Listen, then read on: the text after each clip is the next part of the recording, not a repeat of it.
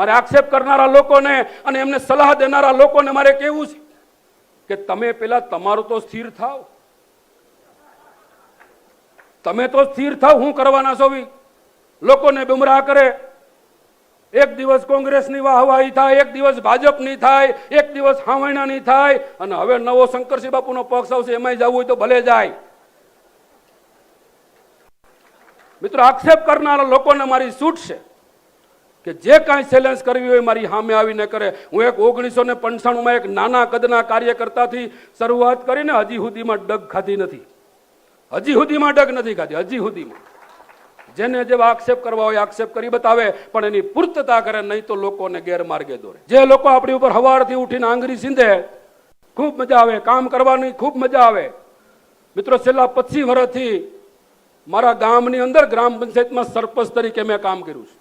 પેલા મને સરપંચ તરીકે હરાવવાના પ્રયત્ન કર્યા. 1-2 વખત બિનહરીફ ન થવા દીધી, ત્યાં ટાંકી ન લાગી. મારી સામે લડાઈ કરી. હું જિલ્લા પંચાયતમાં આવ્યો, થોડો મોટો થઈ ગયો.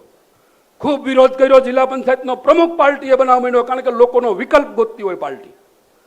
જો તમે જનૂનતાથી કામ કરશો તો પાર્ટી એનો વિકલ્પ ગોતતી હોય. ઘણા લોકોને એના વિકલ્પ તરીકે મને 2 વાર જિલ્લા પંચાયતનો પ્રમુખ બનાવ્યો, 2 વાર ડિસ્ટ્રિક્ટ કોઓપરેટિવ બેંકનો MD બનાવ્યો, અને આ દૂધ સંઘનો ચેરમેન બનાવ્યો. અને હજી પાર્ટી મને ઘણી બધી ઓફર મિત્રો કરી ચૂકી છે. એટલા માટે કે આપણી વફાદારી છે.